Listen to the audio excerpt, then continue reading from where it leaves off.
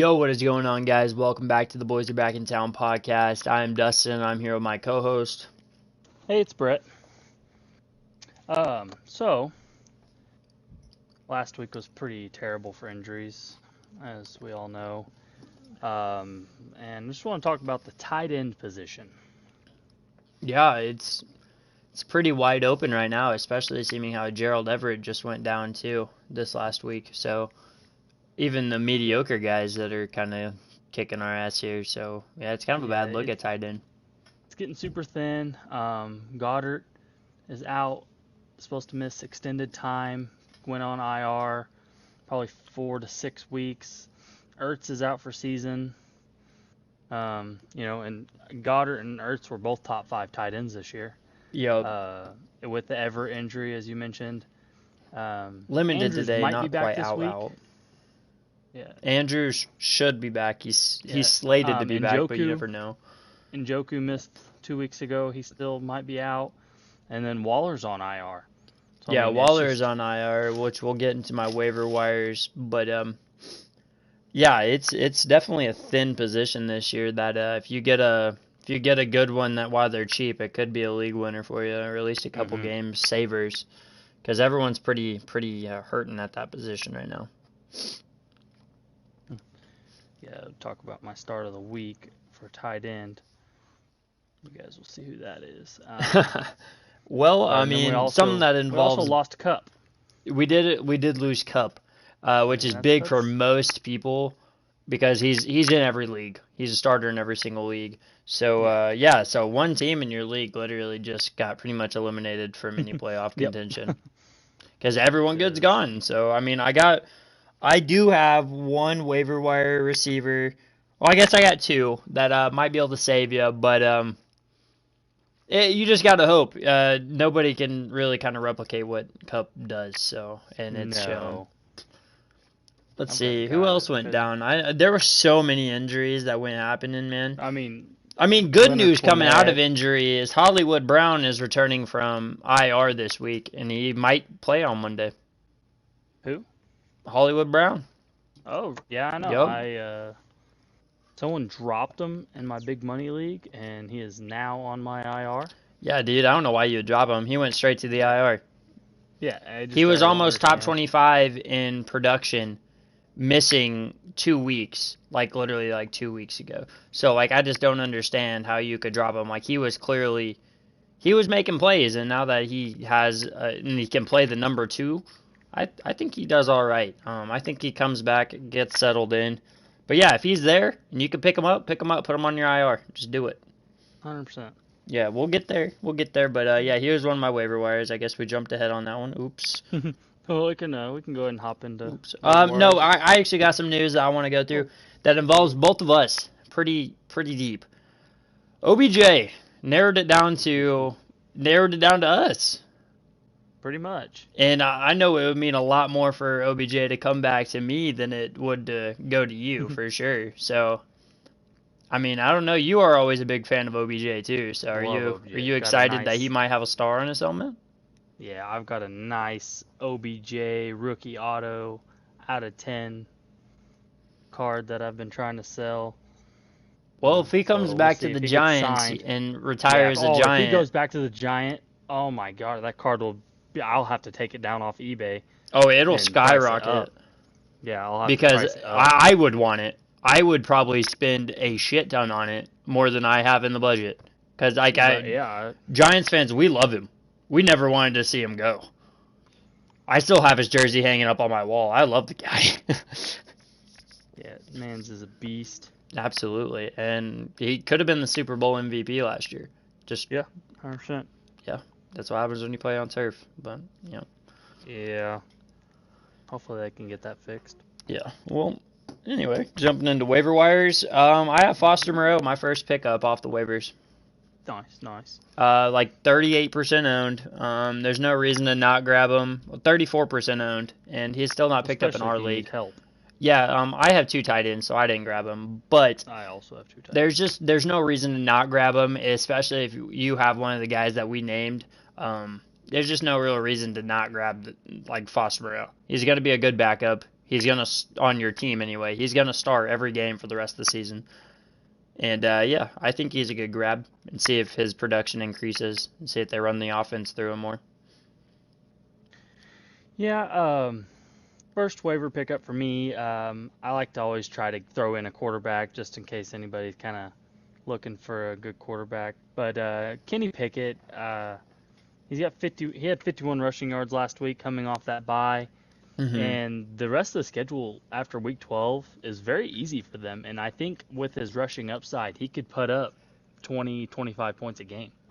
Oh, for sure. I mean, he's still a young guy that doesn't really get scared in the pocket and take sacks. I mean, they just roll out, really kind of either sling it or try and tuck it and go for 20. So, I mean, if you have a guy like Trevor Lawrence on your team and you needed a backup because Trevor Lawrence is out right now. Not out, but they have a bye week. So, yeah, a guy like Kenny Pickett would be a good replacement for him. Yeah, and then I got one more quarterback. I didn't write much down on it, but Jimmy Garoppolo, rest of season schedule is easiest among quarterbacks. You play Arizona, New Orleans, Miami, Tampa Bay, Seattle, Washington, and Vegas. It's a really good fantasy playoff matchup. And he hasn't been scoring well. I mean, no more than 18 points in a game this year. Mm-hmm. I mean, those are still pretty commendable numbers. But I mean, 18 I think he could be good. 20 plus for sure the rest of the way out. Yeah. You named a bunch of kind of piss poor defenses. So, I mean, besides for Tampa Bay, most of those defenses do let up a lot of points. I mean, Tampa Bay kind of looked like they were getting back in stride and kind of put Geno Smith to bed this last week. But then I also got Rashad White. Fournette went down with a hip pointer there in London or Munich, Germany. But White rushed for 105 yards on 22 attempts in this game, and they have a bye week this week, so it kind of gives Fournette time. But all the beat writers are saying that Rashad White will keep the starting job.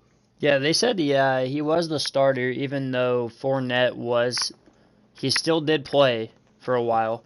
He still racked up like almost 50 rushing yards. He still had a decent game for going down as early as he did. But yeah, White started.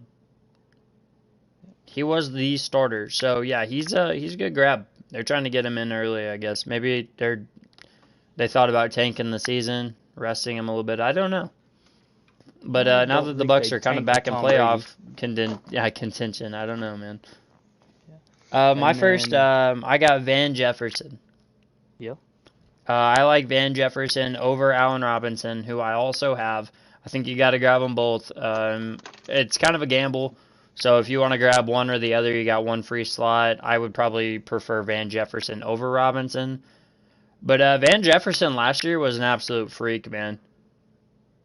I don't know why his role in the offense declined, but just look at his numbers last year. He still has a little bit of chemistry with Matt Stafford, so I like Van Jefferson to take over the Cooper Kupp role and probably score 10 plus a week from here on out. Yeah. I have him in our Dynasty League. Yeah, it's a good hold. I would have held him. Yeah. No reason not to. Yeah, I've never dropped him. It just probably moved him to the taxi squad. Him. Yeah, I don't think I ever started him last year, but I held him. Yeah, there's no reason not to. Out of rookie. Yeah, dude. Christian Watson. Yep, 100% agree. He might be the key to this terrible Packers team. And he has a really nice playoff schedule. So if he does end up taking this number one job, the downfield kind of guy. I mean, three touchdowns in one game as a rookie. Well, there's a reason why he wasn't putting up those numbers all season. It's because he got looked off a lot. Well, after he dropped that ball from Aaron Rodgers dropped his trust in him. But it came to the point where if Aaron Rodgers didn't have a big game against the Cowboys, it was probably over. So you got to just start slinging the ball, and then that's what happens. You let your receivers make plays. Christian Watson decided to step up, had a good game, had a great game. You kind of remind me of that Claypool Ford Tutty game, so I really wouldn't put too much behind it. But there's no reason to not pick him up. I Yeah, I'd pick activated him him up from our taxi squad, so just to see if it comes down to anything. But I think you should pick him up, as well as I think you should pick up Cole Kmet if he's still available. 5 touchdowns in 3 weeks. The Bears' offense has finally come. you cut out. Uh, I'd also pick Cole Kmet. 5 touchdowns in 3 weeks, and the Bears' offense has finally come to life. Yeah, the Bears' offense is actually looking really nice. They're not winning games, by I don't know how or why. The defense has been a real letdown. But that's what happens whenever you trade away some of your key pieces. Roquan Smith. You got to keep those guys. But Yep. yeah, the offense is coming together. Justin Fields still reigning #1 quarterback. So yeah, Cole Kmet, he's looking like a good safety blanket. I think he's going to end as a top 5 tight end on the year. And he's still really low owned for some reason. I don't get it. So some of the starts this week are going to be a little sketchy because we are missing the Jaguars. One good receiver, one good running back. Dolphins, two And good a tight running backs, end. 2 good receivers. Yeah, Evan and Ingram's then nothing to scoff at this year either. he's screwed me every time I've started him. Yeah, he's not very good. And Seahawks, a good running back, 2 good receivers. 2 good receivers. Buccaneers, Startable good running back, 2 good quarterback. receivers. Yeah, 2 good and receivers, a couple startable quarterback, a startable tight end for the Bucks with Cade Otton that Yes. we've both been raving on. Yeah. So the starts are going to be a little sketchy this week, but I mean, you got to start who you got to start if you got terrible players. My first start is Kadarius Toney. Yep. Also have him I as don't a expect start. Juju to play Sunday. No, he's out. Yeah, and he's finally showing his talent.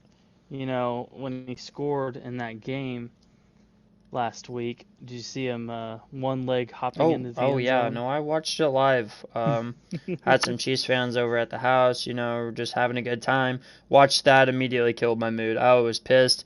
I was like, "Are you kidding me? He's just such a clown in my opinion." But I have him as a start. I think he's going to be an absolute star in Kansas City, which is all right. We both have rookie cards of him, so I mean, it is what it is. We got rid of him. We just got to let that one go. Yeah, he's going to be the next guy up. There's no doubt about it. He was shifty. He looked like young Tyreek Hill, dude. He's not near as fast, but he's just as shifty. And it's like Mecole Hardman had Tyreek Hill's speed almost, but never had that explosive pop. I don't know if that makes any sense. Mecole Hardman, you never see him shift around the field doing jukes like Tyreek did. You just see him run straight in the line. So I think Kadarius Toney fills that void way more than Hardman ever could. So yeah, I like Toney this week, but I don't like Toney. I have James Robinson. I said him last week. I'm gonna say it again this week. They're playing the Patriots. As much as I see this game being a defensive slugfest, I think the running backs are going to get their fair share. I think Ramondre Stevenson and James Robinson and Michael Carter are literally just going to run the ball 90% of this game. And because neither of these coaches want to throw the ball with their quarterback situation. So I think they're just going to run the ball. Each team's going to hold the ball for 38 minutes apiece. It's going to be a slugfest. So I like Robinson this week. Yeah, I about traded for him in our league, but with that Kelsey trade, I was trying to make work. But yeah, I kind of held him down. Yeah. I also have another running back start. Then this will round out my running backs. I have David Montgomery against a very, very piss poor Falcons defense, especially with Khalil Herbert going down. I don't know if he got placed on IR quite yet. He did get placed on IR. Yep. That means Monty is going to get 99% of the snaps now. There's no more handcuffs. Is a #1 running back. Yep, he's back. And the Falcons defense just let up a big ass game to Deonta Foreman last week. Deonta Foreman. I call it Deonta. But was good on my call. Yeah. I told him. I said to sit him, but we all miss sometimes. Yeah. Yeah, it I started happens. him in all of my leagues. I definitely overestimated the Falcons' run defense. They looked good against the Raiders and then absolutely sucked against, and they looked good against them the last time they played them. So it is what it is. um, my running back start is Antonio Gibson. They're playing Houston, and he's taking all the passing down work pretty much, and he's still getting plenty of carries as well. Yeah, he's still getting a lot of looks, but what sketches me out about that play is Brian Robinson. As much as I'll probably keep him on the bench the rest of the season, it seems like he always gets every bit of red zone looks. He gets zero. He got 0 targets in the pass game. Yeah, So if he's in the game, you could probably almost guarantee it's going to be a run play or he's pass blocking. But he rushed Brian Robinson rushed the ball 26 times to Gibson's what like 12 maybe. yeah, I didn't look at it, but yeah. If you're in a PPR league, definitely I agree. yeah. And then tight end, like I said earlier, I'd start Greg Dulcich this week. If I don't get a start, or if I don't get a trade for Andrews or Kelsey, I am going to start Dulcich. I know he dudded last week, but Judy probably isn't going to play this week. Almost everyone's And tight ends dudded last week. yeah, but he's had 21 targets in his only 4 NFL games. That's good for a tight end anymore. Yeah, I mean that's good right now, especially as we say, because everyone else's tight ends either went down early or they just didn't show out. So targets are the key to success with tight ends, even if they don't catch them. As long as they're getting even thoughts about getting the ball, I like them as a start. You got any more And starts? that's all my starts. Okay, my first sit. He's had 70 plus yards in his last 4 games. But this week I want to sit him. Donovan Peoples-Jones, he's playing a really good Buffalo defense. I don't see him getting more than 4 targets, mainly because I don't see Brissett getting rid of the ball, or on the off chance Deshaun Watson does see the field, which I doubt it, but it's always possible. I just don't see him getting as much bulk as he's been getting. Yeah, it's not a bad call. I think Donovan Peoples-Jones has been underrated, but just the numbers just aren't that great still. Yeah, I mean 70 plus yards consistently is something that you should always like be like, wow, that's good. But it's never something like you're like, wow, I got to start this guy. So Yeah. I think you just save yourself the heartache this week. Go ahead and bench him. See what happens. Deshaun Watson comes back next week. He's probably going to be a must start the rest of the season. So Yeah. just see what happens. I think we need to start sitting DeAndre Swift. Um, I know it's hard. Didn't have him for 6 weeks or so, 5 weeks, whatever it was. Especially if you draft him like second overall or something crazy. Well, I think he was a second round pick. Um, I'm but not he's really not keeping getting a used at first. all. I mean, the poor guy. I know he went in our draft. I He think he went went top 10. number 12, Number 12. Okay, round so two. second round, first second Yeah. pick. So, I mean, I agree, but I also think he kind of brings it on himself. Do you see that screen he caught and he took it back to the inside away from his blockers and only got 8 instead of like 50? Like, I mean, maybe his vision isn't quite there yet. I don't know. Isn't as well adjusted as it was, but it just looked like a really boneheaded ass move, in my opinion. Yeah, You got to follow your still blockers young. on screens, man. And my wide receiver to sit is Amari Cooper. And for one reason, it's an away game. Mari Cooper The not show out splits on this away year, games. splits this year for his home away splits are crazy. At home this year, he has scored 27, 25, 20, 14, and 25 fantasy points in PPR leagues. His away games this year, 4, 1, 10, and 6. Damn. Yeah, But he the really just doesn't splits, get off the plane. yeah, literally 9 games. No, that's 10 games. No, it's 9 Well, games. 9 games. You He's guys had a already bye. had your bye, yeah. Well, not you guys. Well, it's not. Browns already Yeah, had their the bye. Browns. Yeah. So he must sleep better in his own bed or something because those are crazy splits. Yeah, that's just that's honestly fucking absurd. I didn't even think about it now. I just thought he was really back and forth. But yeah, that's pretty fucking crazy. Yeah. All home, and he has another away game, 2 away games in a row. So right now he's on the second away game in a row, which he could, show out. But I really wouldn't bet on it playing the Bills. Yeah, no, I definitely would not. I think the Bills are gonna lock him down, And especially then I with their got one more pass rush. sit, Dawson Knox. Even though I it's a don't bad mind week that. for tight ends, I wouldn't trust him. Yeah, it really just depends. If the only way Knox gets points is if he gets red zone targets. That's it. Yep. And most of the time in the red zone, like last week, Singletary got a bunch of looks in the red zone, just got rushes. So yeah, I don't trust Dawson Knox at all. He's a pass blocker this year, run blocker this year. He knows his role. Tight end sit for me, even though like we said we having rough tight ends right now. I just don't. I don't think the quarterback play is ever going to be on par with this guy to make him ever good. 9 targets last week, 8 targets. Okay, so last 3 weeks, 9 targets, 7 targets, 8 targets,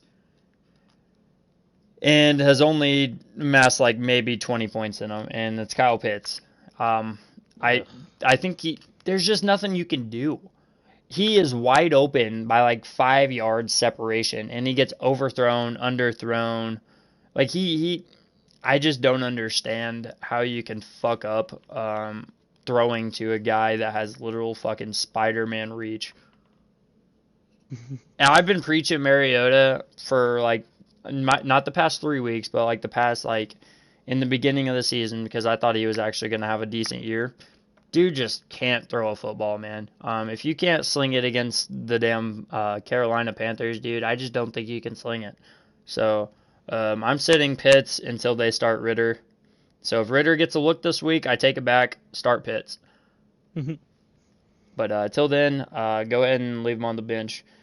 Also sitting, these guys both played each other. I'm sitting Donta Foreman. I think the Baltimore Ravens defense is actually coming together a little bit, and I think they're going to shut down Foreman. They kind of slowed up Barkley, so I've seen this team. I watched them play our team, so I can at least analyze a little bit better. And the Giants are a hell of a lot better than the Panthers are. So I don't think the Panthers get anything going on offense against this good Ravens team. Plus, they'll have to be throwing it because they'll be playing from behind. Yep. Those are my only sits. Probably not a bad call. Not a bad call. Thanks, man. You ready to get Dug deep into into the my old game analysis there. picks? Yep, let me pull up our lines here so we can get live lines. First game we got tomorrow night, or today, whenever you're watching this. We'll probably be up on Thursday afternoon. But the Tennessee Titans versus the Green Bay Packers. Who you got? I have to go Packers. Yeah, the Packers look good. They're 3.5-point favorites. I'm going Titans. I just have a good feeling that the Packers kind of got into a shootout the way they like to get in shootouts against the Cowboys, and the Titans don't play that. The Titans run the ball and they'll hold the ball for 40 minutes like the Commanders did to the Eagles. That's just the way that the football game would have gone if the Cowboys could have ran the ball against the Packers instead of throwing the ball whenever you're up 14 in the third quarter. Dak, what's going on? The Cowboys probably win that ball game. So if the Titans can keep the Packers out of a shootout, I like the Titans. First Sunday game, I got Browns versus Bills. Bills are 8-point favorites. Yeah, definitely taking the Bills in that one. Yeah, I'm taking the Bills. I'm also taking the spread. I think the Bills win by probably a good 2 touchdowns. Nice, comfortable margin. I don't think that one's even going to be close. Next game, we got the Eagles versus the Colts. Eagles showed a little chink in the armor. So, what do you think? I still got Eagles. They're not going to lose to the Colts. Yeah, I definitely have Eagles. I called it last week. I called the fall. Everyone called me crazy. A lot better defense than the Colts. Yeah, no, I know that Washington. I knew the Commanders would probably be the one team that would be overlooked. But yeah, the Colts. I mean, impressive win last week against the Raiders, but the Eagles are a way better team. Yeah. All right, now we got the Lions and the Giants. Giants are 3-point favorites. Who you got? I got Giants.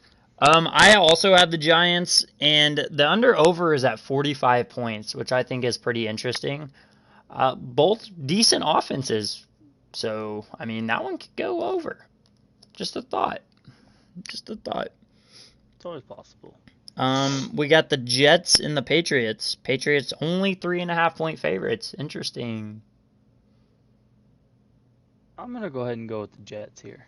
I also have the Jets. The Patriots got them the last time they played. I did call the Patriots only because the Patriots were on a losing streak. But yeah, I think the Jets, if they don't win, I at least like them covering the 3.5 points. I think they keep it close. Yeah. We got the Panthers versus the Ravens. The Panthers are 13-point dogs. Ugh. No way. No way. No way. Who do you got then? I've got the Ravens winning. I also have the Ravens winning, but I don't see the Ravens covering 13 points by any means. No. And I really, really like the under in this game. The under 41. Yep. I like it. 41 is actually probably going to hit. I don't think it'll get up to that. This game, even if it's blown out, the Ravens are going to score like 30, maybe 31, and then the Panthers are going to score like 3 or 7. So that's definitely going to be under 41. I could see the under hitting that really well. For sure. It might go into a nice little parlay. Next up, we got the Bears and the Falcons. This is actually a sneaky good one. The Falcons are 3.5-point favorites. Thoughts? I don't see how. I don't either. I think this is a really good line on the money line if you take the Bears here. Yeah, I like the Bears this week. Yeah, Bears are plus 145 on the money line, which seems like a sneaky steal. Might need to press that in before people start talking about it. Yeah, I mean, plus 145 is not a bad win there. No, sure isn't. Next up, we got the Commanders over the Texans. 3.5-point favorites over the Texans. I've got the Commanders. I mean, they just beat the Eagles. Yeah, I also have the Commanders. We'll see how well they can hold the ball against the Texans because the Texans are pretty bad. But never know. Pierce is always a beast. And they just signed Benjamin. So we'll see how it goes. See if they use him at all. Last noon game, we got the Rams and the Saints. Saints are 3-point favorites with Cooper Kupp down. Yeah, I'm taking Saints, 100%. Yeah, no doubt about it. I still don't know if Jameis Winston's coming back. Probably doesn't matter. Saints are winning this ball game and covering the spread. I don't care. Yeah. First 3 o'clock game, we got the Ravens and the Broncos. Broncos are 3-point favorites over a pretty beat down Raiders team. I gotta take the Broncos here. As much as I don't want to, I also have to take the Broncos. The Raiders just find ways to lose games. Yeah. I just don't see them actually winning any games for a while, and they might even be tanking. So I don't even know anymore. All right, we got your boys against the Vikings. Who you got? I can't believe they're favorites, honestly. They are 1.5-point favorites, which is actually kind of nuts. I can't pick against my boys, so I'm going Cowboys, but I could really see some plus 105 on the Vikings win somebody some money. Yeah, I don't want to go against you, but I have to. The Vikings are hot right now, dude. I'm definitely going plus 105 with the Vikings. Vikings are the number one team in the NFC. Yeah, we play them in a couple weeks, so maybe you guys can beat them down a little bit and get them nice and weak for us. But yeah, I'm taking the Vikings here. All right, we got Bengals versus the Steelers. Bengals are 4-point favorites. Yeah, you got to go Bengals here. Yeah, I don't really see the Steelers coming out, but they did last week, so. 4 points isn't enough either. No, sure isn't. I still think that's a good line to take. Yeah, they'll easily cover that. Sunday Night Football. We have the Kansas City Chiefs versus the Chargers. Who do you got? Chiefs are 5.5-point favorites. I'm assuming the Chiefs will win, but I could see it being a close game. Yeah, especially if I seen Mike Williams and Keenan Allen were back in practice. So yeah. If they are back, I like the Chargers at least covering the 5.5-point spread. But I am taking the Chiefs to win the ball game. And then Monday night, we might actually have a pretty decent one with the Niners and the Cardinals. You got to go 49ers. Yeah, the Niners are 8-point favorites. But also, I can see the Cardinals might sneaking this one out. With a plus 290 money line, that's really not a bad look. Especially against the 49ers team who really isn't all that impressive. Like, they win games, but they're not like, it's not like a team I'm like, oh man, they're going to win the Super Bowl. So, I don't think they're ever an 8-point favorite over anybody by any means. Yeah. But I do have the Niners winning. Nice. Yeah, but, that's all. We didn't go over it, but last week you were 7-7 and I was 5-9. Puts me at a total of 56-46 and puts you at a total of 67-35. Damn. A comfy 11-point game lead on me. Sheesh. Yeah, 7-7 definitely isn't a line that I'm happy with. The only pick I'm happy that hit last week was the Commanders over the Eagles. But yeah, it was a rough week just picking games in general. A lot of people were wrong about a lot of games, that's for sure. Yes. Well, anyway, guys, that's about all I got for you. You got anything? No, that's all.